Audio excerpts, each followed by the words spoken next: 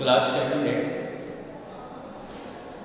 ভূগোল ভূগোল বিষয়ের আমরা যেটা ভূমিরূপ পড়ছিলাম। তো ভূমিরূপ আমরা বিভিন্ন ভূমিরূপের নামগুলো জেনেছি। এখন এই ভূমিরূপের কি বলবো, আকার এবং আকৃতি রূপদানকারী একটা বাহ্যিক একটা শক্তি সম্পর্কে পড়ব, মানে যেগুলো হচ্ছে ভূমিরূপটাকে বিভিন্ন রকম শেপ প্রদান করে। তো তোমরা আগের ক্লাসে অভ্যন্তরীণ শক্তি আর এটা হচ্ছে বাহ্যিক শক্তির কতগুলো তোমরা নাম জেনেছ।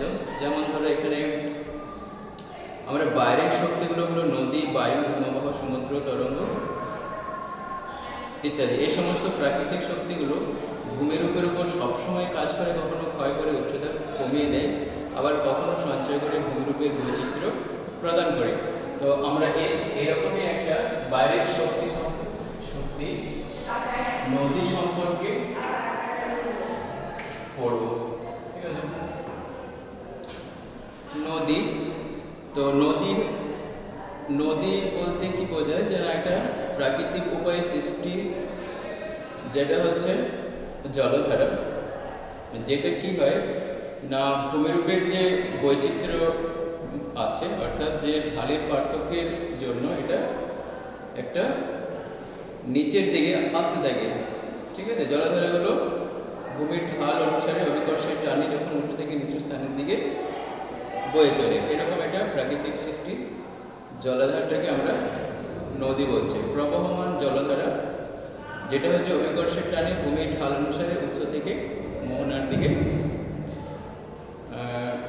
মোহনার দিকে বয়ে চলে, সেটাকে নদী বলছে। তো নদীর উৎপত্তি কোথায় থেকে হতে পারে, কোনো যেটা হচ্ছে উৎস মূলত কোনো গ্লেসিয়ার বা হিমবাহ হতে পারে, কিংবা কোনো যেটা হচ্ছে কোনো প্রশোভন হতে পারে, নাহলে কোনো হ্রদ হতে পারে, লেক হতে পারে। তো সেটি কি হচ্ছে না অভিকর্ষের টানে ঢাল বরাবর এদিকে প্রবাহিত হয়। তো ধরো এটা হচ্ছে পর্বতের একটা উঁচু অংশ। তো এখানে ধরো যদি হিমবাহ অবস্থান করে, এখান থেকে একটা নদী কি হবে, এটা ঢাল বরাবর এদিকে প্রবাহিত হবে, ঢাল বরাবর। ঠিক আছে, এটা ঢাল বরাবর মালভূমি, পর্বত, মালভূমি, সমভূমি, এবং সব শেষে যেখানে হচ্ছে সাগর বা হ্রদ জলাশয়ে মিলিত হয়। ঠিক আছে, এটা মোহনার মধ্য দিয়ে কোনো সাগর, মহাসাগর বা বড় কোনো জলাশয়ে এসে মেশে, তাহলে সেই জায়গাটাকে আমরা বলছি মোহনা। ঠিক আছে, আর এই যেখান থেকে সৃষ্টি হচ্ছে সেই অংশটাকে আমরা বলছি উৎস।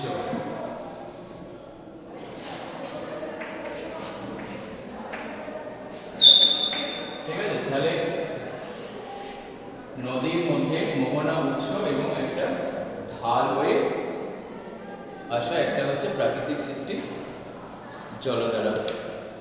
ঠিক আছে, তো এখন কি হচ্ছে, যেমন হচ্ছে পশ্চিমবঙ্গের দক্ষিণে বঙ্গোপসাগর হচ্ছে গঙ্গা নদীর মোহনা, বঙ্গোপসাগর। আর উৎস হচ্ছে কোথায় না, যেটা গাড়োয়ালের ওখানে গঙ্গোত্রী যে হিমবাহ রয়েছে। ঠিক আছে, এই গঙ্গোত্রী হিমবাহ হচ্ছে, এখানে বলেছে যে গঙ্গোত্রী হিমবাহ গোমুখ থেকে ভারতের প্রধান নদী গঙ্গার উৎপত্তি হয়েছে, এটাকে আমরা উৎস বলছি।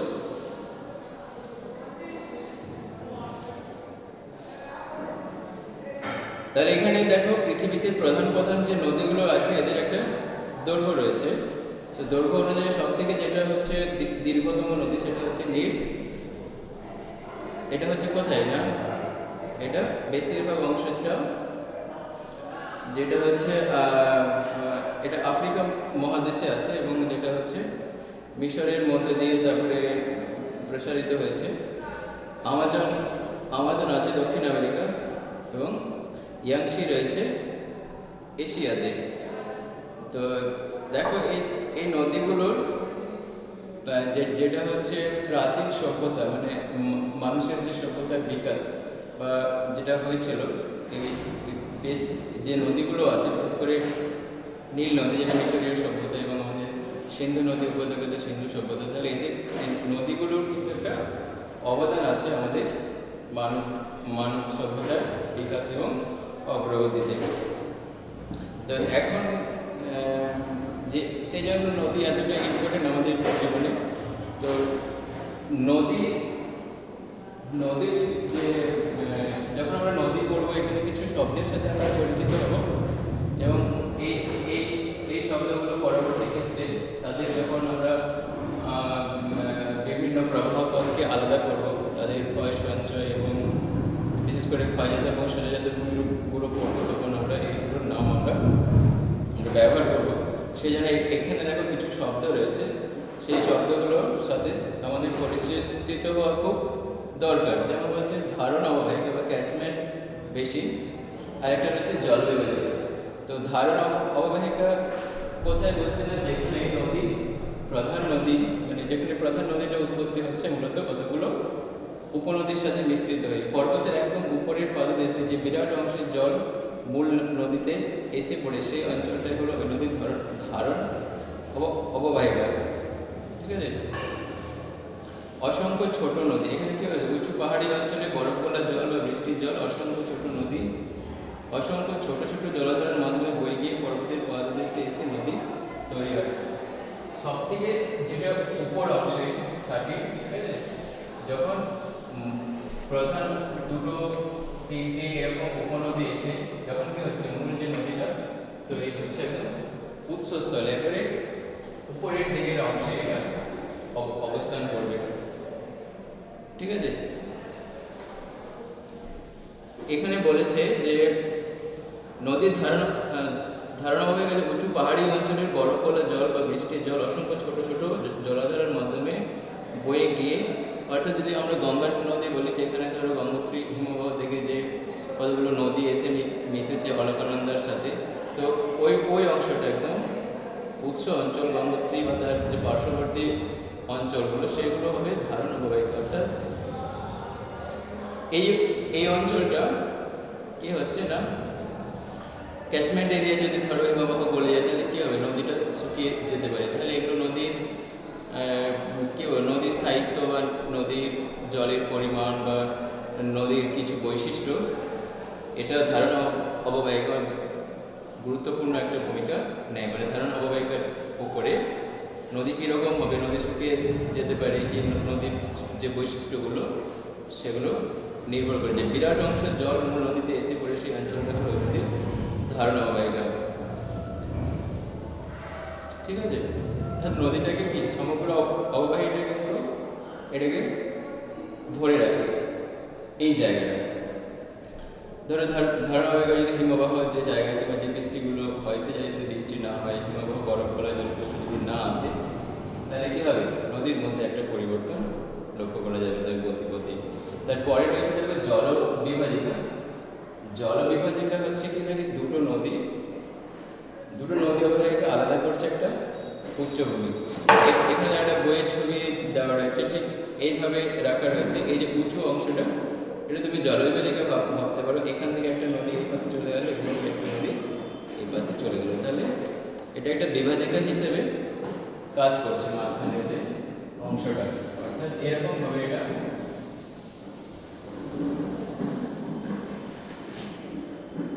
ঠিক আছে। একটা হচ্ছে ধারণ জলবিভাজিকা,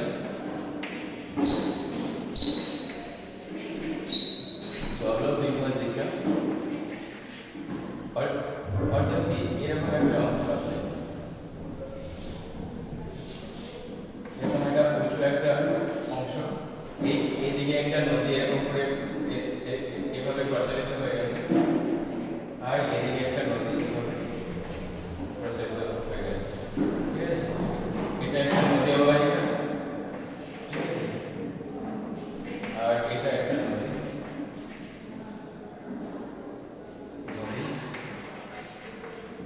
অববাহিকা। ঠিক আছে। তো এই মাঝখানের যে উচ্চ ভূমিটা রয়েছে, এটাকে আমরা জলবিভাজিকা বলছি। যেমন পশ্চিমঘাট পর্বত যেগুলো রয়েছে, পশ্চিমঘাট পর্বত হতে পারে, তারপরে এখানে ধরো বিন্ধ্য পর্বত, এইগুলো আমরা জলবিভাজিকার উদাহরণ হিসেবে বলতে পারি।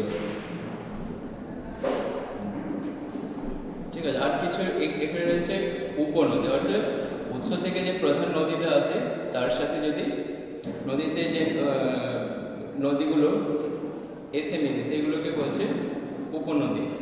যেমন হচ্ছে যমুনা, গোমতী, ঘরঘরা, কোশিগণ্ড প্রভৃতি নদীগুলো হচ্ছে গঙ্গার উপনদী। অর্থাৎ এটা যদি মেন নদী হয়, প্রধান নদী হয়, তাহলে কী হবে, এগুলো হচ্ছে উপনদী। একটা নদী, হ্যাঁ, এটা সোন হতে পারে, গণ্ডক হতে পারে, কোশি, এই নদীগুলো এসে প্রধান নদীতে গিয়ে মিশেছে। আবার শাখা নদী কী হবে, মূল নদীটা যখন শাখা প্রশাখাতে ভেঙে যাবে, অর্থাৎ একটা হলো কি না, একটা ভাগীরথী, হুগলি, হ্যাঁ, কিংবা যে আর যে বিভিন্ন যেটা হচ্ছে 24 পরগনার যে অনেক ছোটো ছোটো নদীগুলো বেরিয়েছে, ঠিক আছে। তো এইগুলো হচ্ছে প্রধান নদী থেকে যখন কিছু নদী বেরিয়ে যায় তখন সেগুলো হচ্ছে শাখা নদী বা ডিস্ট্রিবিউটরি বলে। মূল নদী থেকে যে সমস্ত নদী শাখার নদী বেরিয়ে গিয়ে অন্য কোথাও গিয়ে মিশে তাদেরকে আমরা শাখা নদী বলি। তারপরে রয়েছে কিনা নদী উপত্যকা। নদী উপত্যকা হচ্ছে কিনা মোহনা, উৎস থেকে মোহনা পর্যন্ত যে খাতের মধ্যে দিয়ে প্রবাহিত হয় সেটাকে বলছে নদী উপত্যকা বা রিভার ভ্যালি। তো ভ্যালি সাধারণত কী হয় না, নিচু জায়গা হয়, অবনমিত জায়গা হয়।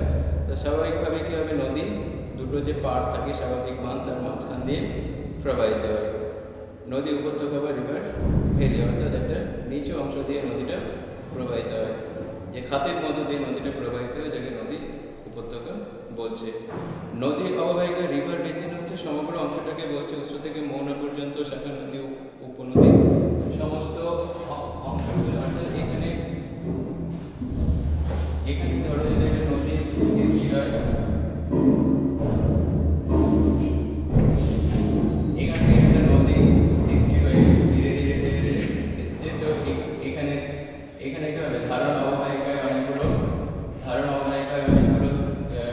উপনদী থাকবে। তারপরে এই অংশ নদী হতে পারে, ঠিক আছে, উপনদী। আর শেষ অংশ হচ্ছে কি হবে, এখানে অনেকগুলো শাখায় মিশে যায়, মিশে সাগর মহাসাগরে গিয়ে মিশে যায়। তাহলে কি সমস্ত যে জায়গাটাকে, এই জায়গাটাকে নদী অববাহিকা বলছে। এখানে শাখা নদী রয়েছে, এখানে উপনদী রয়েছে এবং উৎস রয়েছে। এই জায়গাটাকে নদী অববাহিকা, বা এটাকে রিভার বেসিন বলে। বেসিন কি হয়, সাধারণত আমরা যেখানে ওয়াশ বেসিনগুলোকে একটা অবনমিত জায়গা হয়, এটা ঠিক অনেকটাই এরকমই রিভার বেসিন।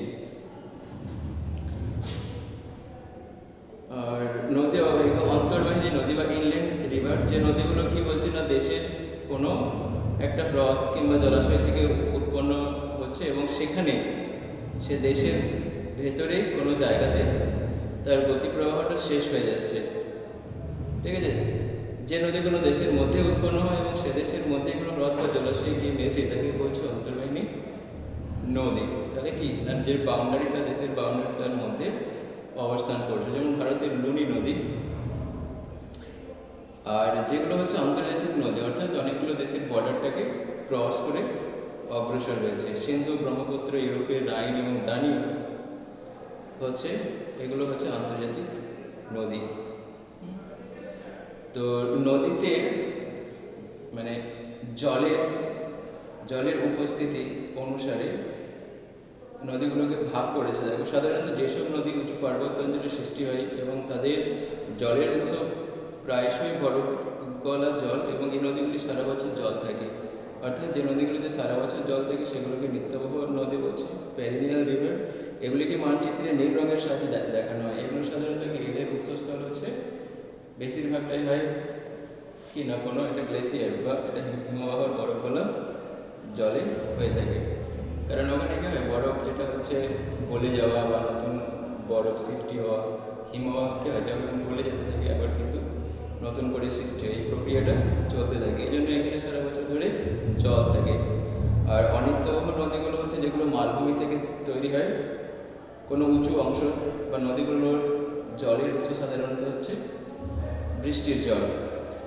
সাধারণত বৃষ্টির জল সেটা কোনো অংশে জমা হতে গিয়ে কোনো একটা ঝর্ণার আকারেও সেখান থেকে বেরিয়ে আসতে পারে, কিন্তু সোর্স অফ যেটা হচ্ছে ওয়াটার সেটা কোনো জলাভূমি হতে পারে। উৎস জায়গা থেকে সৃষ্টি নদীগুলোর জলের উৎস সাধারণত বৃষ্টির জল। ওই জলাশয়ের কিন্তু যেটা জলটা জমা হয় সেটা কিন্তু বৃষ্টির জল থেকেই আসে। এই কারণে শুধুমাত্র বর্ষাকাল ছাড়া সারা বছর এই নদীগুলিতে জল প্রায় থাকে না। ঠিক আছে, তাহলে প্রধান পার্থক্য হচ্ছে প্রায় জল থাকে না একটাতে, আর একটাতে হচ্ছে সারা বছর জল থাকে। যেমন ধরো আমাদের ছোটনাগপুর মালভূমি থেকে যে দামোদর নদীটা সৃষ্টি হয়েছে, সেখানে সারা বছর আমরা বর্ষাকালে যে পরিমাণ জলটা দেখতে পাই, কিন্তু সারা বছর সেই জলটা থাকে না। তাই এদেরকে অনিত্যবহ নদী বা নন পেরিনিয়াল রিভার বলে। মানচিত্রে এরকম নদীগুলিকে কালো রঙে দেখানো হয়। তাহলে আমরা নদী আমরা বুঝলাম নদী কাকে বলে, নদীর উৎস, নদীর মোহনা এবং নদীর উৎস থেকে মোহনা পর্যন্ত তার যে কতগুলো বিভিন্ন রকম যে শব্দগুলো রয়েছে, হ্যাঁ, সেই শব্দগুলো সম্পর্কে আমরা জানলাম। বিশেষ যে শব্দগুলো আছে, এখন ধরো নদী যখন উৎস থেকে মোহনা পর্যন্ত প্রসারিত হয় বা যখন বয়ে চলে, তখন তার প্রভাব হতে বিভিন্ন কাজ করে, এবং এই কাজ করার যে ক্ষমতা সেটা কি হয়, কতগুলো উপাদান বা কতগুলো বিষয়ের উপর কাজ করে। যেমন কি না, নদীতে জলের প্রবাহের মাত্রা, ভূমির ঢাল, নদীতে জলের পরিমাণ এবং এর গতিবেগ। এখন নদী ধরো যেখানে উঁচু পার্বত্য অঞ্চল থেকে, তারপরে মালভূমি, ঠিক আছে, তারপরে হচ্ছে সমভূমির মধ্যে দিয়ে প্রসারিত হয়। তো স্বাভাবিক কারণে এখানে ঢালটা অনেকটা বেশি হয়, যে কারণে নদীর গতিবেগ অনেক বেশি হয়ে থাকে। এখানে ঢাল একটু মৃদু হয়, ঠিক আছে, আর এখানে তো খুবই মৃদু হয়। তো সেই কারণে কি হবে না, নদীর যে গতিবেগ এখানে অনেক গতিবেগ অনেক বেশি থাকবে এবং অনেক এর দ্রুততার সাথে প্রবাহিত হবে, এখানে কম হবে এবং এখানে খুব ধীর গতিতে প্রবাহিত হবে। এখানে দেখো নদীর যে কাজ করার যেটা হচ্ছে একটা উদাহরণ, এটা হচ্ছে মানুষের বিভিন্ন বয়সের সাথে বা কাজ করার সামর্থ্যের উপরেও ভাগ করা হয়েছে। যেমন উচ্চ প্রবাহ হচ্ছে যৌবন অবস্থায়, হ্যাঁ, এখানে কি হয়, নদী খুব চঞ্চল থাকে এবং ছটফটে হয়, এখানে খুব দ্রুত উদ্দাম ইয়েতে বয়ে চলে ছন্দে। পরিণত অবস্থা থেকে হয় শান্ত বা ধীর, হ্যাঁ, আর একদম যেটা নিম্ন প্রবাহে তার একদম খুবই শান্তভাবে প্রবাহিত হয়। ঠিক আছে, তাহলে নদী কি কাজ করে তার প্রভাব হতে, প্রথম হচ্ছে ইরোশন, ক্ষয় করে, তারপরে বহন করে এবং সঞ্চয় কাজ করে। তাহলে নদীর যে কাজ, ঠিক আছে, আমরা এবার নদীর কাজকে আমরা তিনটে ভাগে ভাগ করছি। একটা হচ্ছে ক্ষয়, একটা হচ্ছে বহন, আর একটা হচ্ছে সঞ্চয়। ঠিক আছে,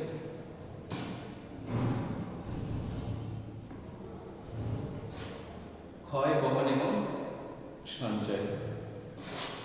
তো নদীর এই কাজ করার ক্ষমতা কিন্তু কতগুলো, এখানে দেখো কতগুলো বিষয় বলা আছে, যে ভূমির ঢাল, নদীতে জলের পরিমাণ, জলের গতিবেগ, এগুলো হচ্ছে শক্তি দেয়। এই শক্তি দিয়ে নদী এই ধরনের কাজগুলো করে থাকে। ক্ষয় করা পদার্থ কী করে না, বয়ে নিয়ে যায়, সমস্ত বাধা অতিক্রম করে এগিয়ে চলে নিচের দিকে, পাশের এবং একদম যেটা নিম্ন প্রবাহে পাশের দিকে নদী কিন্তু ক্ষয় করে। অর্থাৎ নদী যখন কি হবে, নদী যখন ধরো এখানে উচ্চ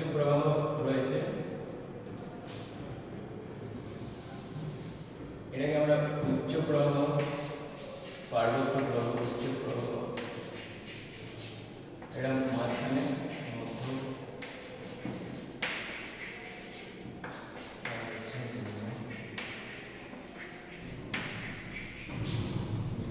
প্রবাহ। তো নদী যখন প্রবাহিত হবে এদিকটা স্বাভাবিকভাবে এখানে এই জায়গাতে কি হবে, এখানে অনেক বেশি ঢাল অনেক বেশি থাকে বলে এখানে নিম্নক্ষয় সব থেকে বেশি হয়। নিম্নক্ষয় এবং বহন হবে, ঠিক আছে। এখানে কি হবে, ক্ষয় করার পাশাপাশি এখানে কিন্তু বহন করবে, কিন্তু এখানে অনেক বেশি ক্ষয় কাজ হয়, ঠিক আছে। এখানে বলছে যে পার্শ্ব ক্ষয় একদম শেষ হচ্ছে, এখানে হবে পার্শ্ব ক্ষয় আর সঞ্চয় হবে।